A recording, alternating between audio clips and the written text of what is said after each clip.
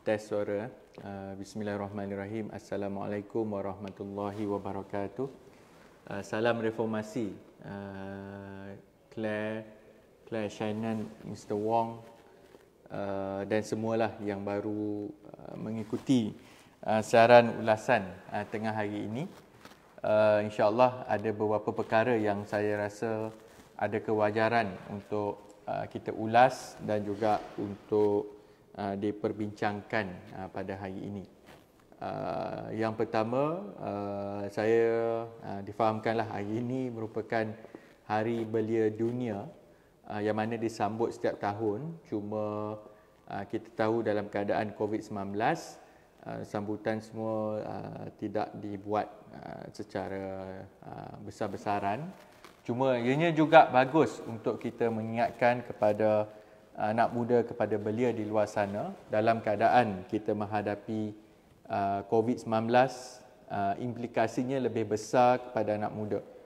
Saya dah ulang sebelum ini dalam soal pekerjaan, dalam soal ekonomi, dalam soal nasib anak muda ini. Mereka lah kumpulan yang paling terkesan teruk ketika berlakunya PKP dan juga post PKP ini. Perkara yang utama yang saya nak bincangkan adalah dua, iaitu pertama susulan daripada sidang media yang kita adakan di sebelah pagi tadi bersama dengan kumpulan mahasiswa. Nanti saya huraikan. Dan yang kedua juga adalah berkaitan dengan nasib pekerja rakyat Malaysia yang bekerja di Singapura dan juga sebenarnya nasib mereka yang terpaksa berhadapan dengan pusat kuarantin, kos dan sebagainya. Yang ini saya akan huraikan. Ada beberapa perkara sebagai rakyat Malaysia. Macam saya sebut, peranan kita sementara dasar-dasar itu dibuat, kita kena pastikan bahawa tiada golongan yang tersisih ataupun mereka yang rasa berlaku ketidakadilan. Jadi tanggungjawab kepada kami semua, kita akan memperjuangkan nasib mereka yang mungkin terpinggir ataupun yang terkesan teruk dengan dasar-dasar yang dilaksanakan ataupun dibuat. Dalam sidang media pagi tadi bersama dengan pimpinan mahasiswa, secara dasarnya pertemuan pagi tadi melibatkan di kalangan Pakatan Harapan.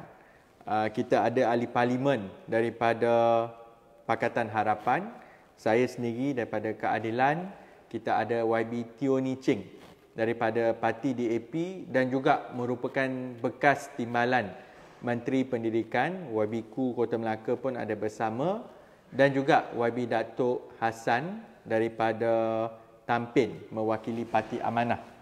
Manakala di peringkat mahasiswa, kita menerima wakil-wakil daripada mahasiswa Keadilan, daripada mahasiswa Amanah dan juga DAP, serta juga PKPIM, Persatuan Mahasiswa Islam ini, yang mana isu yang dibangkitkan adalah berkaitan dengan pemansuhan AUKU, Akta Undang-Undang Universiti ini. Apa yang berlaku sepanjang tempoh ketika Pakatan Harapan sebagai sebuah kerajaan, memang kita berhasrat untuk memansuhkan AUKU.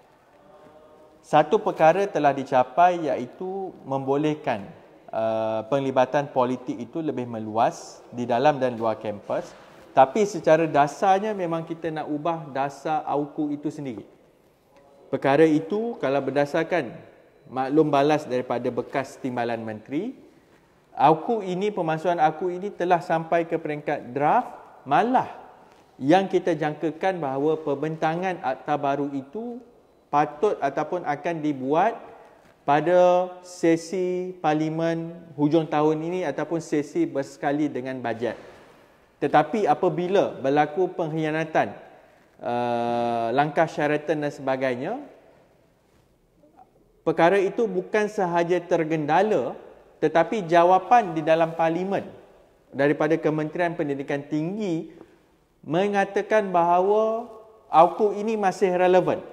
Maksudnya, mereka nak batalkan usaha untuk memansuhkan AUKU.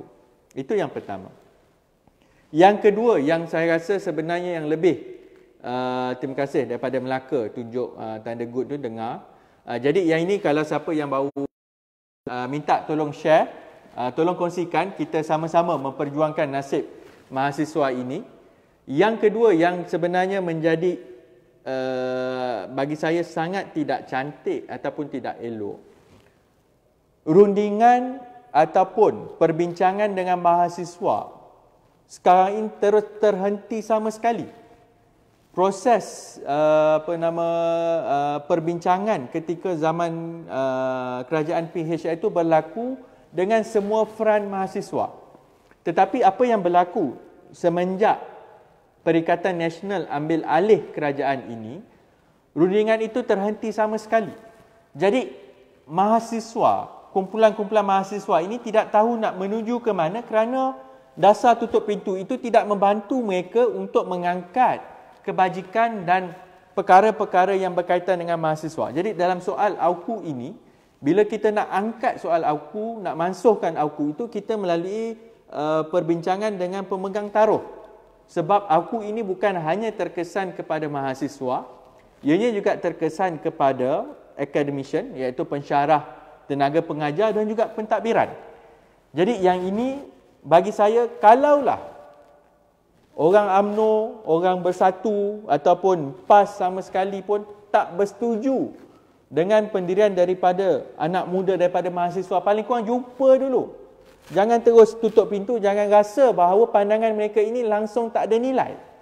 Paling kurang dengar dulu, buka pintu, bincang supaya mahasiswa ni ada ruang. Dan yang ketiga yang saya juga sebutkan tadi, bersama dengan pihak media, terima kasih yang baru sertai juga, Mak Sani pun ada tu, tolong share lagi. Yang mana kalau kita lihat, beza dulu zaman Pakatan Harapan, pendidikan ini diletakkan di bawah satu kementerian. Sekarang ini, minggu depan insyaAllah ataupun esok, kerajaan akan membawa rang undang-undang peruntukan semula belanjawan untuk tahun 2020. Maksudnya sekarang, untuk bahagian pendidikan ni kita dah pecah dua. Dulu kita hanya ada Kementerian Pendidikan Malaysia, sekarang ni kita ada dua, Kementerian Pendidikan dan juga Pendidikan Tinggi. Sepatutnya kerja itu lebih cepat, lebih cekap dan lebih menyeluruh. Tapi walaupun kita sekarang ada dua kementerian, pandangan daripada mahasiswa ini seolah-olah mereka langsung tidak disantuni, itu menimbulkan satu tanda tanya yang besar. Dan kenapa kamu nak buat banyak sangat kementerian? Selama ini kalau pandangan daripada masyarakat iaitu bila dibuat kementerian-kementerian ini adalah untuk memberi habuan kepada mereka untuk lompat dan bentuk kerajaan ikut tebuk atap, kata Presiden PAS itu, maksudnya terbukti benar. Jadi yang ini sebenarnya menjadi tanda tanya yang besar. Bila kementerian itu dah pecah dua, sepatutnya memang kerja kamu tumpu kepada peringkat universiti. Jadi yang ini yang saya mohon sahabat saya, menteri nanti saya akan bincang juga dengan menteri. Kumpulan mahasiswa ini kita kena santuni. Walaupun dari segi pandangannya mungkin kita tidak bersetuju 100%, ataupun ada perbezaan pendekatan dan juga pendirian, paling kurang bagi saya jumpa dulu. Susah sangat ke nak jumpa orang. Jadi macam saya sendiri pun sekarang ni memang kalau ada mana-mana mereka yang terkesan ataupun yang memerlukan perhatian ataupun bantuan, yang saya nak sampaikan memang boleh terbuka. Asalkan maklum baik-baik bincang, ada perkara yang memerlukan perhatian daripada saya selaku Ahli Parlimen Johor Bahru maupun sebagai Ketua Angkatan Muda Keadilan, kita boleh bincang. Jadi yang ini dalam soal AUKU, saya tak nak masuk lebih mendalam, tapi insya-Allah minggu depan saya akan angkat beberapa perkara yang melibatkan kepentingan mahasiswa, kebajikan mahasiswa, sebab apabila ada masalah AUKU ini, mahasiswa tak tahu nak ke mana. Jadi insya-Allah minggu depan saya akan cuba bawa beberapa perkara yang melibatkan nasib mahasiswa di kampus, kerana sehingga hari ini mereka tak diberi ruang dan perhatian yang menyeluruh, dan kita akan mula mengangkat isu mahasiswa. Baik. perkara yang lebih penting yang saya nak bincang tengah hari ini adalah berkaitan dengan isu melibatkan rakyat Malaysia yang bekerja di Singapura yang sekarang ini ramai terkandas sama ada di sebelah Singapura ataupun sebelah Malaysia ini kerana beberapa faktor. Keluar satu kenyataan media tadi yang dilaporkan di media, kenapa rakyat Malaysia yang ada di Malaysia memilih untuk tidak bekerja sekarang. Dia nak masuk ke Singapura, dia hadapi satu masalah yang baru, iaitu bila mereka masuk ke Singapura, mereka terpaksa dikuarantinkan juga di sana. Dan yang kedua, mereka terpaksa mencari penempatan ataupun tempat tinggal untuk tempoh selama 3 bulan. Jadi ini ada kos implikasi kewangan yang berganda. Jadi ramai rakyat Malaysia yang sekarang ini terkandas di Johor nak faham isu pekerja Malaysia yang bekerja di Singapura. Mereka bukan hanya daripada Johor Bahru. Sebab itu macam sahabat saya YB Prabha, saya ada berbincang dengan beliau beberapa hari yang lepas, hari Isnin, iaitu memang beliau tengah membawa isu masalah di pusat kuarantin. Tetapi yang berlaku sekarang ni, mereka yang terkandas ini datang daripada seluruh negara. Tinggal di Johor Bahru, berulang-alik masuk Singapura untuk dapatkan gaji, dan mereka ni ada daripada Johor, daripada Melaka, malah ramai juga daripada Kuala Lumpur, Perak, sampai ke Kedah dan Penang. Jadi yang menjadi masalah sekarang, kalau mereka nak masuk ke Singapura, kos kuarantin kat sana memang kali 3 ataupun kosnya berganda lah berbanding dengan di Malaysia ini. Tetapi perkara yang kedua melibatkan pekerja Malaysia di Singapura ini adalah mereka yang terkandas di Singapura nak balik ke Malaysia ini membuat pertimbangan yang berbeza sebab terpaksa dikuarantin di pusat kuarantin dan diminta untuk membayar kos kuarantin. Kos yang disebut adalah sebanyak RM150 sehari. Kali 14 bersamaan dengan lebih daripada RM2,000. Kalau ikut kerajaan, dia sebut kos itu hanya 44%, tak silap saya, berbanding dengan keseluruhan kos kuarantin. Tapi perkara itu tak betul. Kerajaan mengatakan bahawa perkara yang dia subsidi adalah termasuk mungkin penggunaan rela, mungkin dari segi penggunaan bas untuk mengangkut daripada tempatnya masuk sama ada di Tambak Johor, airport dan sebagainya untuk dibawa ke pusat kuarantin. Maka kos itu dimasukkan berasingan dan mengatakan seolah-olah kos kuarantin itu hanya 44% dibayar oleh rakyat Malaysia. Tetapi hakikatnya yang RM150 itu adalah dibayar secara penuh oleh rakyat Malaysia yang masuk kembali ke Malaysia. Okey, ada beberapa perkara yang sangat penting yang kita kena faham dan kita kena bangkitkan. Dan kalau ada sahabat-sahabat, mungkinlah saudara mara yang terkandas, yang balik dan sebagainya, dan mula datang masalah untuk membayar kos kuarantin ini. Pertama, kaedah yang diguna pakai oleh kerajaan, mereka yang nak kembali ke Malaysia, dia kena sign satu perjanjian LOU, Letter of Understanding, iaitu untuk menampung kos kuarantin. Kalau tak setuju, tak nak sign, tak boleh balik. Jadi sekarang ada satu ikatan yang tak nak bagi nak mengikat orang untuk membayar kos kuarantin. Jadi menggunakan alasan surat ikatan tersebut, maka orang yang bila balik kat Malaysia ni kena bayar. Tetapi apa yang berlaku? Yang kes yang saya terima, yang pertama, ada kumpulan yang sebenarnya tak sign pun, tak perlu tanda tangan LOU itu, tapi masih diarahkan untuk bayar kos kuarantin. Dia tak setuju, dia tak bersetuju dengan amount tersebut, dan bila masuk, bila nak keluar daripada pusat kuarantin, dipaksa bayar. Kumpulan yang kedua pula, nilai yang dituntut itu adalah berbeza. Yang saya dapat maklum balas itu, maklumat yang dibekalkan kepada saya, ada individu yang sebenarnya berdasarkan perjanjian hanya kena bayar RM75 sehari. Itu yang ditandatangani oleh pihak kerajaan dan juga individu tersebut. Tetapi bila masuk, nilai itu berubah. Jumlah yang kena bayar berubah. Yang lebih mengecewakan yang berlaku apabila individu tersebut yang dia tak sign dengan surat LOU. Sampai masa bila balik ke Malaysia, rakyat Malaysia balik melalui Singapura sampai sini, dia memang tak mampu nak bayar. Apa yang berlaku yang saya rasa lebih menghukum beliau, dia sekarang kena compound pula. Dia ada satu bil RM2,100 ni yang tak boleh dibayar. Sekarang ini dia telah menerima satu surat compound kena bayar lagi RM1,000. Jadi orang Malaysia yang tak mampu bayar bukan sahaja tak boleh bayar, sekarang ini dia terpaksa menanggung compound notis ataupun kesalahan sama dengan yang masalah yang tak pakai pelitup muka. Sama nilai dengan mereka yang langgar kuarantin di rumah. Yang patut duduk di rumah 2 minggu, dia lari keluar bayar RM1,000. Yang ini lagi teruk.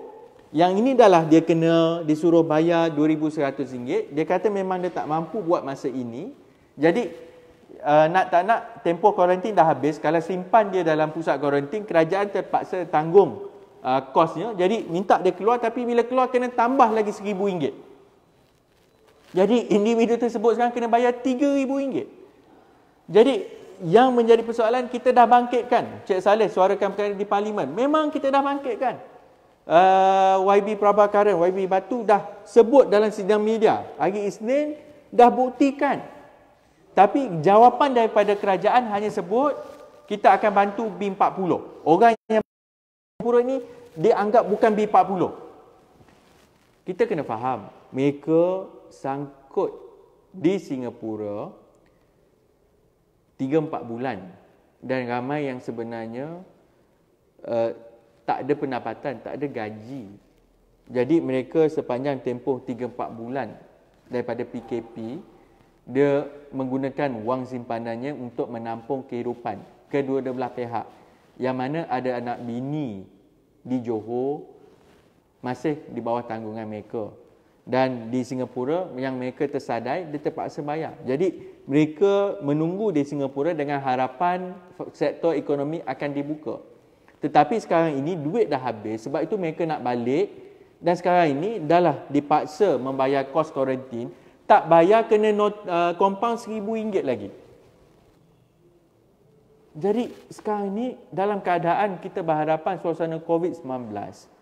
Pandangan saya, kita jangan lari daripada matlamat asal. Iaitu kita nak menjamin keselamatan rakyat dan kita nak pastikan tahap kesihatan itu berada pada tahap yang paling optimum.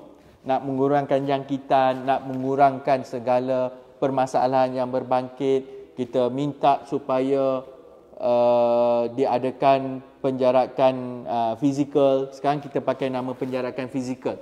Kalau sosial tu seolah-olah kita tak nak bersosial, penjarakan fizikal. Jadi yang ini sebenarnya tindakan kerajaan sekarang ini seolah-olah mengenepikan segala kes yang tersisih. Mereka yang sebenarnya bagi saya dah ke peringkat mungkin dizalimi. Dalam keadaan dia masuk atas saluran yang betul, dia tak ada kemampuan untuk membayar bil dan sebagainya. Bila tak mampu bayar, dia kena denda lagi RM1,000. Dan sekarang ini kalau tak dibayar, diugut pula untuk diambil tindakan yang seterusnya. Bagi saya perkara itu tak patut berlaku. Kita tahu kita berhadapan dengan suasana COVID-19 ini. Kita tahu ekonomi ini sangat teruk. Sekarang ini yang saya dapat maklum balas daripada ramai, kerajaan pula yang main isu dia tak ada duit.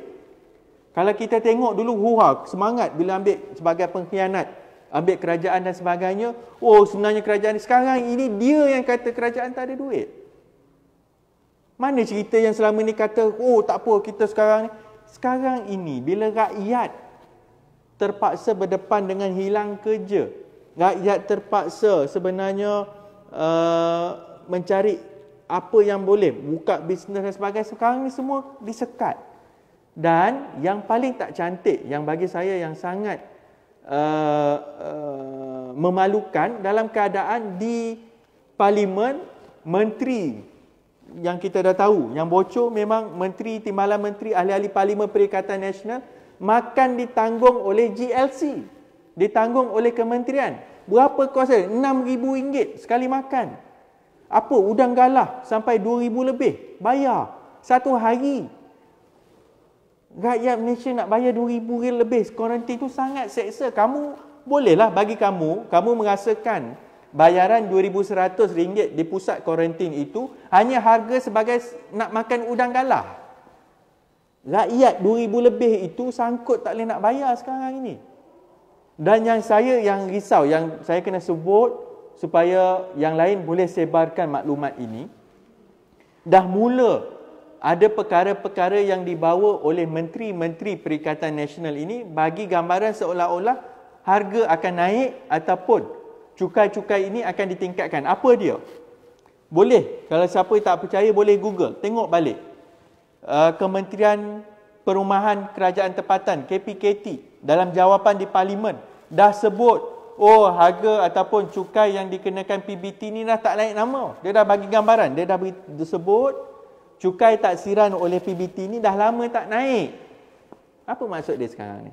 Dia dah mula bawa isu seolah-olah dah lama tak naik. Jadi kalau nak servis yang lebih baik untuk rakyat menikmati ni, maksudnya dia kena ada pendapatan yang lebih. Apa maksud dia sekarang ni? Dulu dia kata konon seolah-olah ni, dia dah sebut seolah-olah apa yang dia dapat cukai daripada rakyat ni tak cukup. Yang kedua yang dia dah sebut oleh Kementerian Kerja Raya, dah bagi gambaran bahawa harga tol ni akan disemak semula. Sebab dia merasakan, tengok dia sebut plus diskaun yang sebanyak 18% itu akan dikaji semula. Jadi kalau kita tak berhati-hati, kalau rakyat terus ambil mudah, yang mereka yang sokong menteri makan udang galah 2,000 lebih, GLC bayar. Senarai GLC bila kita tengok apa, antaranya yang ada Mara, Felda dan sebagainya, ini sangat tak betul. Orang tengah susah kat luar sana. Dan dalam isu tol ini, dia kata dia nak tengok, nak kaji semula diskaun yang diberikan itu. Ini sebenarnya sangat menakutkan.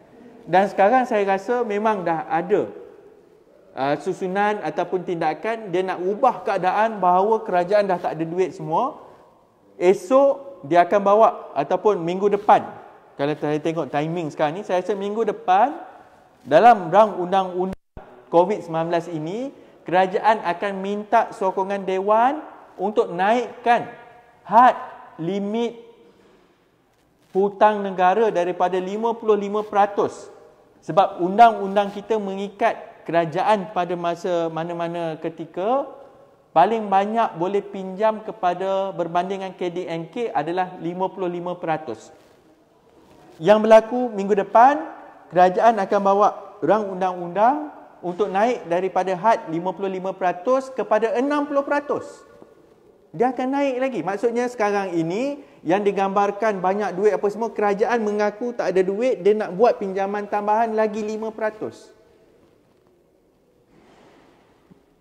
Dalam keadaan perkara-perkara yang berkaitan rakyat ini, dia dah mula nak kata harga tol akan disemak semula, cukai PBT akan disemak semula. Yang ketiga yang kena berhati, saya tahu ini penyokong-penyokong UMNO dan PAS yang tegar lah.